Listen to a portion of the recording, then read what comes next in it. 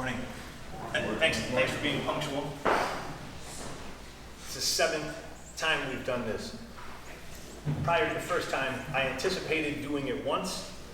I anticipated hating it and it going terrible, and then never doing it again.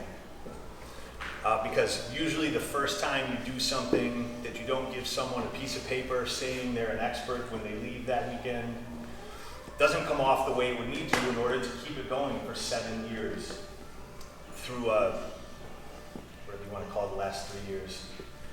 And then also through an industry that is basically at this point giving out pieces of paper for waking up, tying your shoes, eating breakfast. So it's tough to get people to come to an environment where they're purely here to learn, practice, commiserate, improve on stuff, leaving with the information, but nothing saying that you own that information. Nothing saying that you are an expert in this information. I've been thinking about that for a while, and one of the reasons that we would never give that paper out is that we don't feel that we're there yet. Because we haven't hit a progress plateau that would tell me that we've reached a level of expertise that I would give anyone a piece of paper saying they're an expert in pretty much anything. We have people that are experts here in kettlebell lifting. We have people that are experts here in base training, some of the foremost in the world. But us giving a piece of paper to someone saying that they are an expert in what they learned in 2 days is insane. But it's also such a way of the current world. And so before we get into actually what Convergence is going to be this weekend, I wanted to pull back a second and think about how this got here. The idea of a Kali Yuga, an age of turmoil and adversity and misery, was put into my mind when I was a kid. Lyrics of music and things like that. You start thinking about concepts like that at 12, 13 years old. You, of course, don't have the life experience needed to understand what they are. So all you can really do is framework them with what's going on around you. So if you find turmoil going on around you, I'm thinking, okay, this is like my little personal Kali Yuga. This is what the bad brains and the Cro-Mags and these guys are talking about, and these lofty things I'm reading about in the public library. That's a room they used to have where they had like books and shit. As I started growing up, I started realizing that that was really each different phase of our life. I was watching how people were interacting with each other. I was watching how they were interacting with their world around them, whether they were actually making progress or whether they were just walking in a straight line with no awareness of what was off to the sides.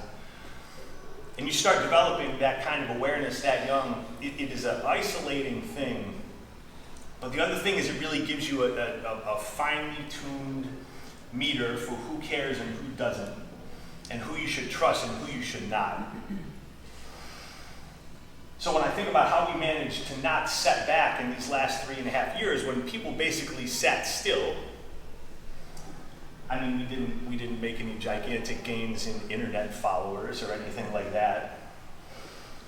But as far as actual feet on pavement process, philosophical progress, process progress, we've moved forward for the last 4 years because I've been expecting the world to eat itself since it was, when I was 13 years old.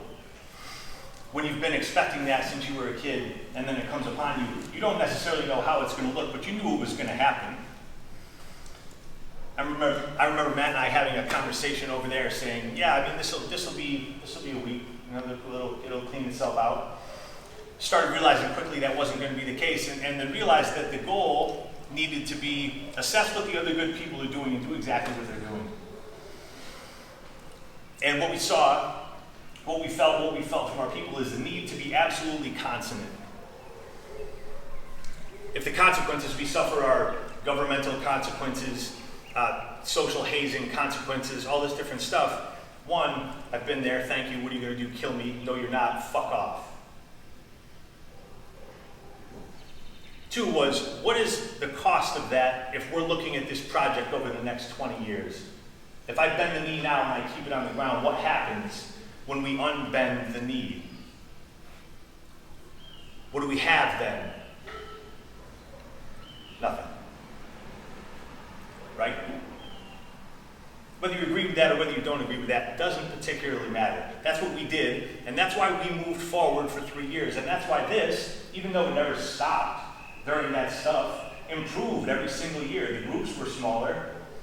But let me tell you, the people that were here were fucking here.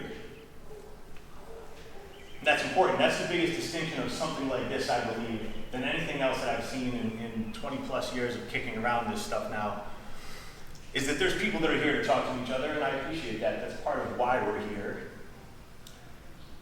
But the why that we're here is permanent self-improvement. Everyone in this room is strong. Everyone in this room is tough. Good, we got it. The goal isn't to prove how strong and tough you are today.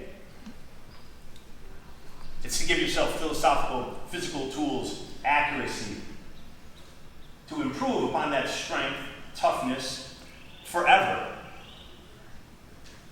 In these provable and factual ways. We're big on fact, we're big on proof. If you can't replicate it, it didn't really happen.